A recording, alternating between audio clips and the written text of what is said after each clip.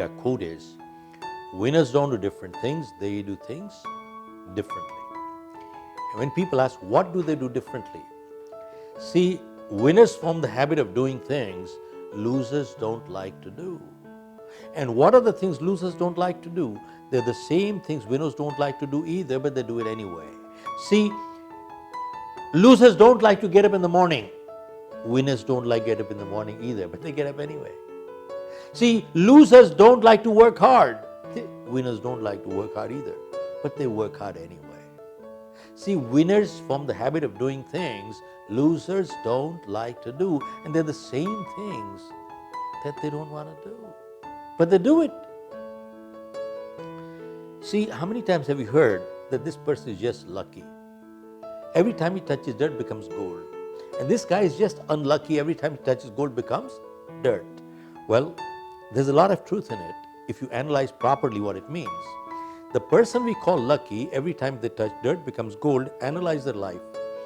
Analyze every transaction in their life, and you will find the positive behavior has become habitual. Every time that they do it, they just do it right. It happens right. And the person we call unlucky, every time it touches gold becomes dirt. Analyze their life, analyze every transaction in their life. The negative behavior has become habitual.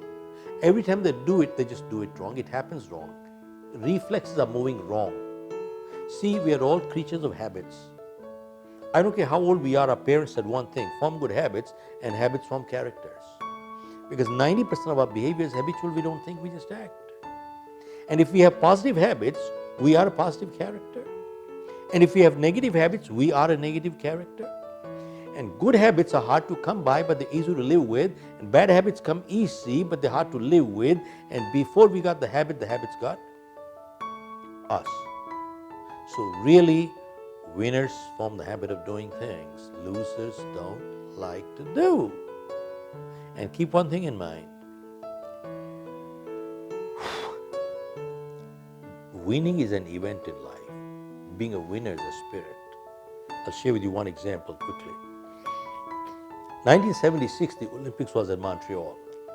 There was a boat race going on by a man, and the person who was coming first was a man by the name of Larry Lemeau. He was just about to hit the finish line, and he saw one of his fellow competitors got hurt. He swung the boat, got him to safety, and the person was coming from behind zipped him off. The world was watching that he had turned back from the finish line. It was telecast all over the world. Once in a lifetime event. He swung back. He lost the medal. Was your winner? See, key is one can be a winner without a medal and a loser with a medal. And not only this was reinforced by another man called Ruben Gonzalez. He was playing the world title on racquetball. He hit the final shot. The referee said the shot was good, lineman confirmed the shot was good, and the world title was to transfer. He was declared the winner. Gonzalez hesitated. He went to his opponent and said the game is not over, the shot was faulty. Lineman referee didn't see it, let's play again. Service change, he lost the match. When he was leaving the court, people stopped him and asked, Gonzalez, what did you do? You could have legally walked away with the world title, legally. Why didn't you do it? And you know what he said?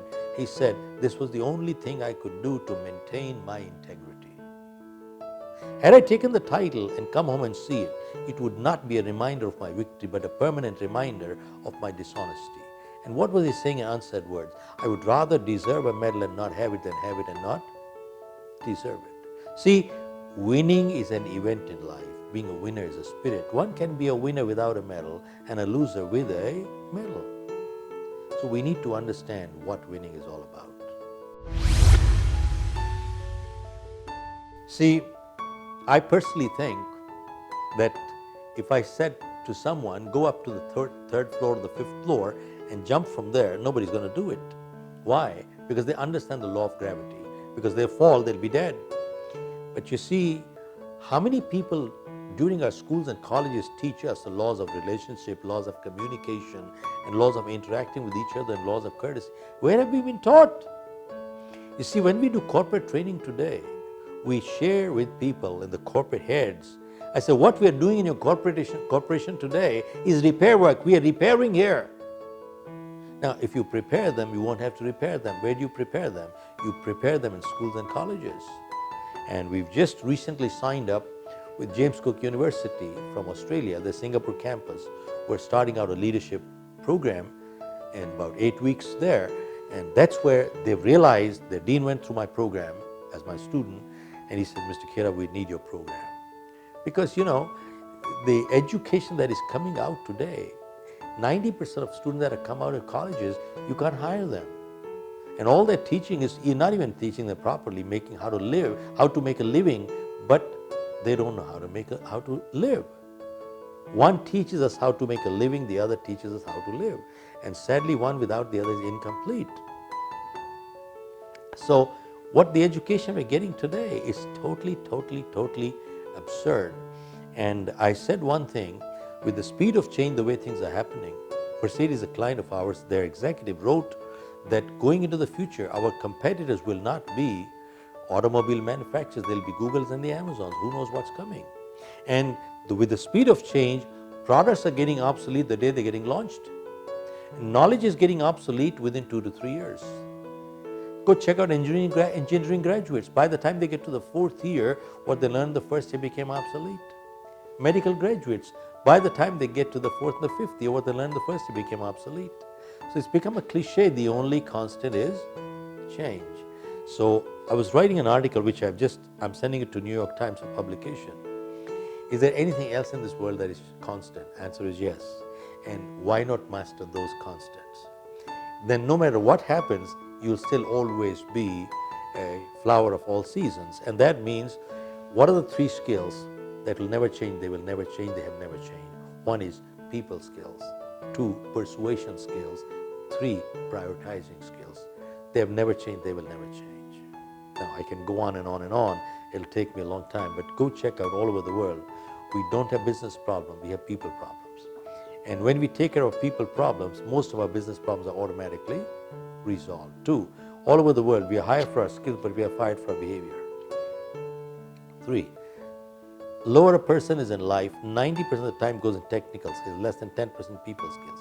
Higher you go up, it just reverses.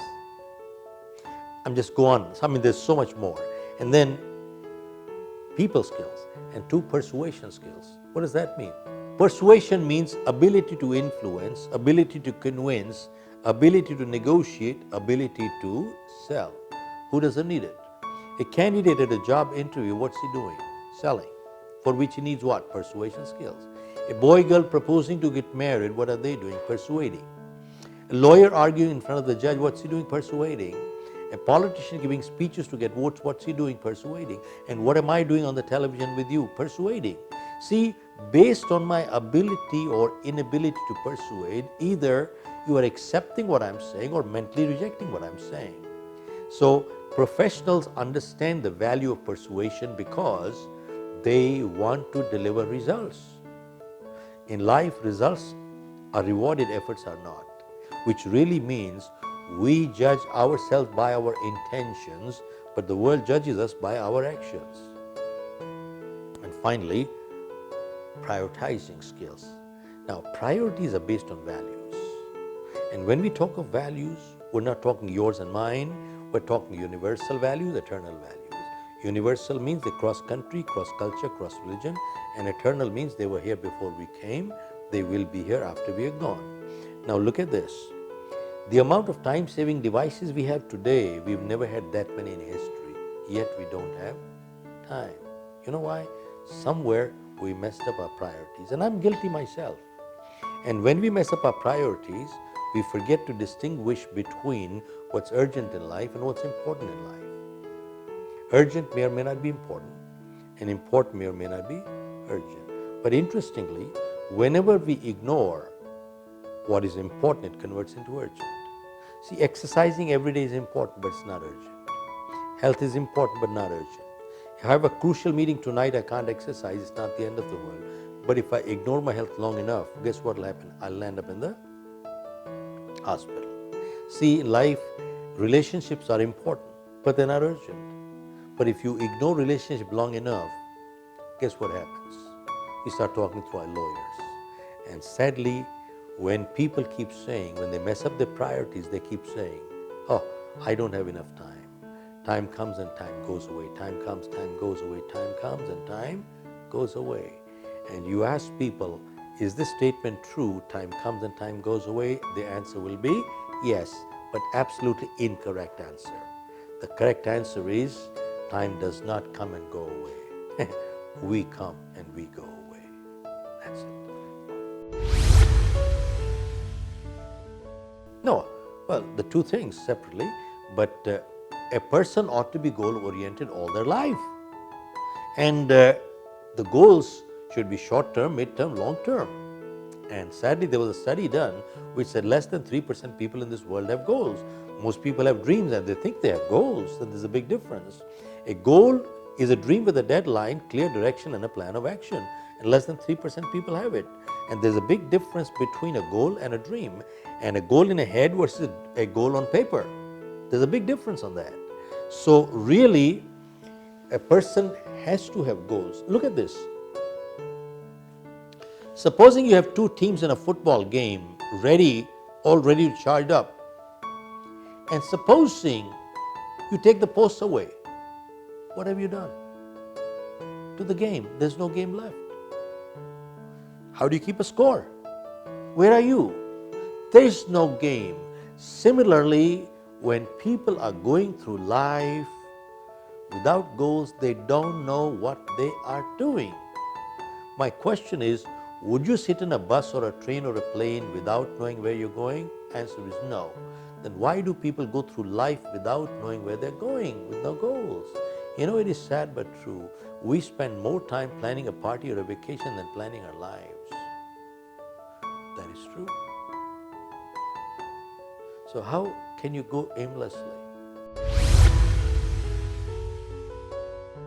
Well, there's a lot of research gone into this word success, and it has been found that if you read the life histories of people who have been successful, autobiographies and biographies of successful people, you will find there are certain qualities running common in all of them. Whether Gandhi, Martin Luther King, Lincoln, there are some qualities running common in all of them. If we adopt those qualities, you'll be successful. And similarly, if you look at life histories of failures, you will also find there are certain behavior patterns common in all failures. You avoid them, you won't be a failure. You know something? This is like making a cake. You know, you need to have the right ingredients and make sure the bad ingredients don't fall in. Are you with me? And they must be in the right quantities. So it is the same thing. You adopt all positive behavior, you will get success. Stay away from negative behavior, you won't fail. Bake a cake. Get all the right ingredients, make sure the bad ingredients stay out. You got a good cake. Difficult? Do we need a PhD to understand this? MBA? You know the sad part? After doing PhD, MBA, they still don't understand this. First of all, we need to understand what is procrastination.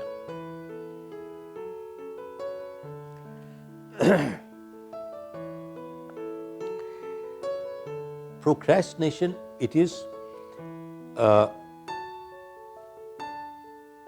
why do people procrastinate, first of all? One major reason is, it is an escapist behavior. Escapist behavior.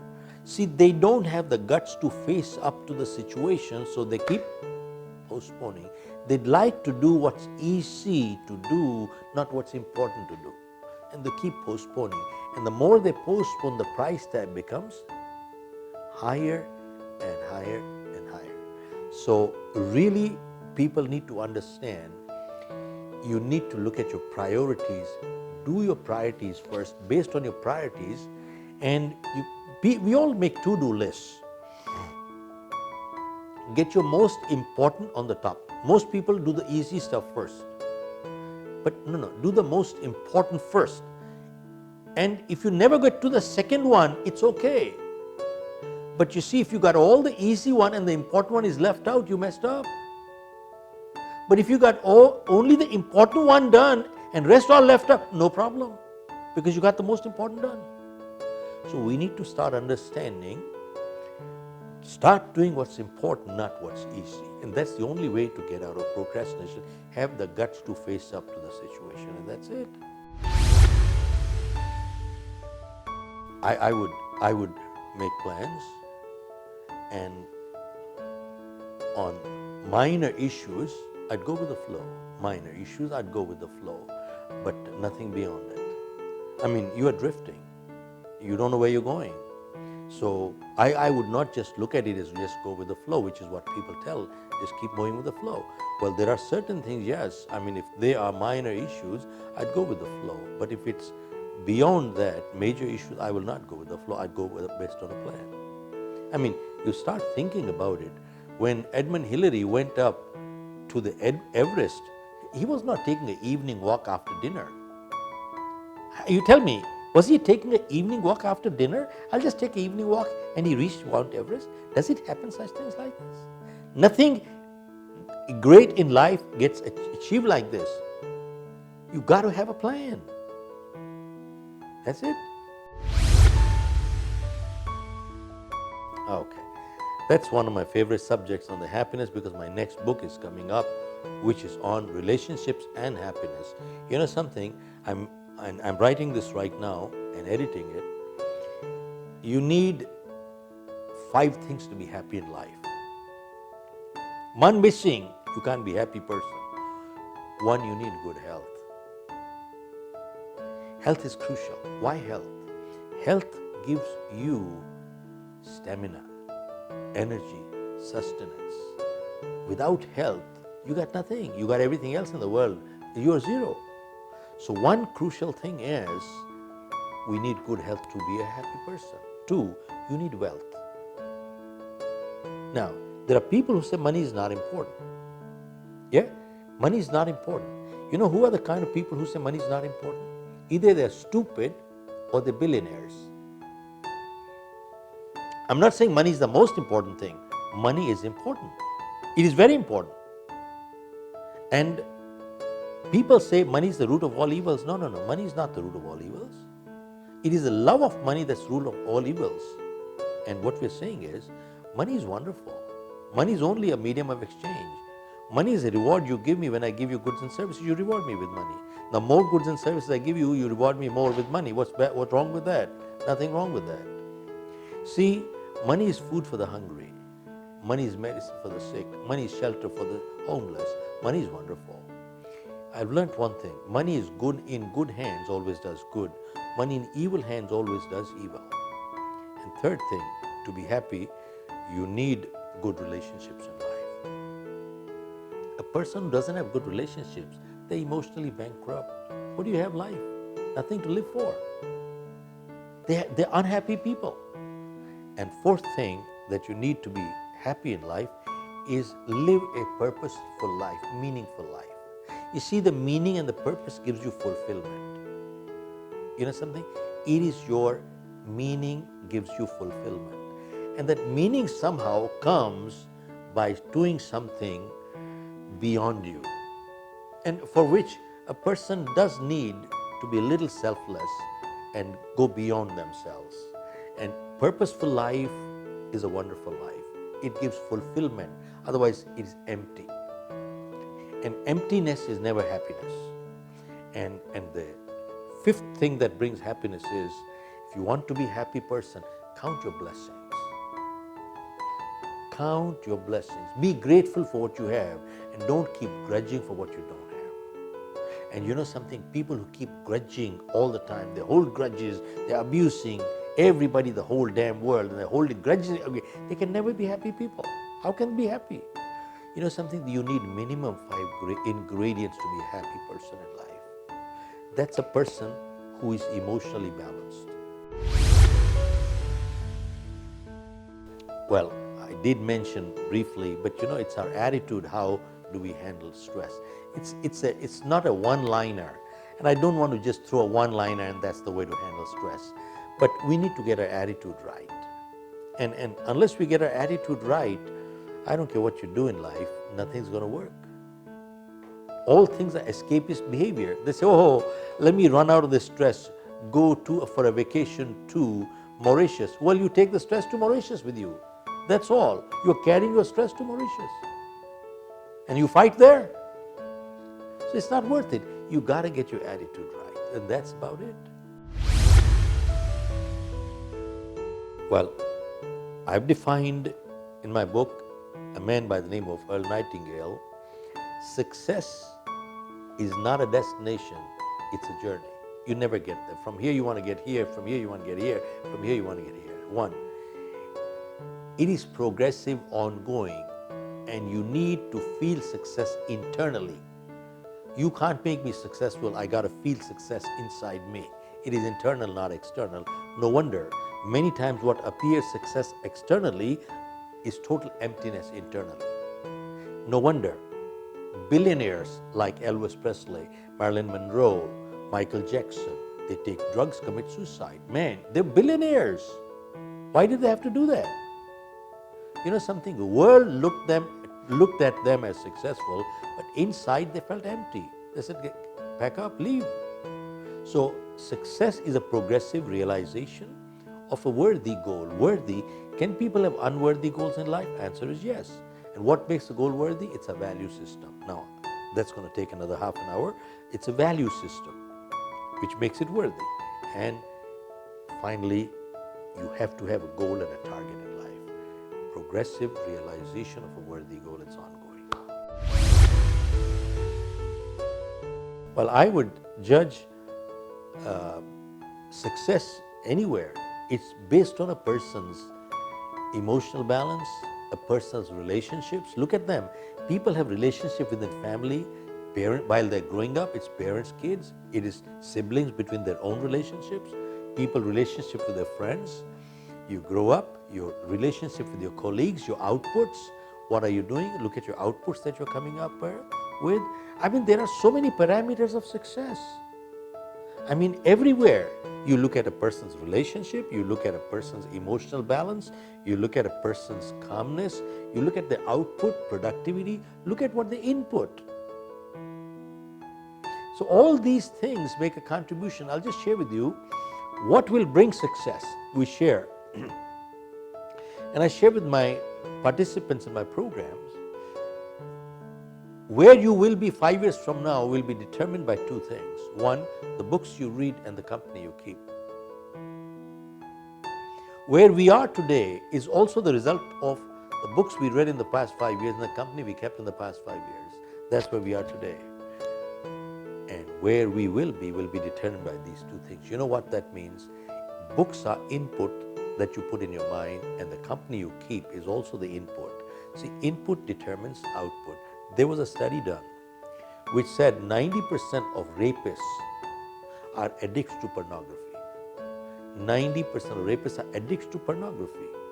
Now, you see, no wonder you keep watching that stuff day in, day out, day in, day out, day in, day out. No wonder you're raping outside. Input determines output. Now, sometimes people say, I'm a very positive person. I can see all that stuff, but I will never behave like that in spite of that input. Incorrect answer. If you and I have the same input, you and I will have the same output. Exactly the same output. So input determines output. Now, this is our choice what to input. Our choice is what to input. That's we decide. Decide to read a good book. Well, you'll go on a positive side. You get the dirt stuff. Man, you'll behave dirty. That's it. Input determines output. Very simple.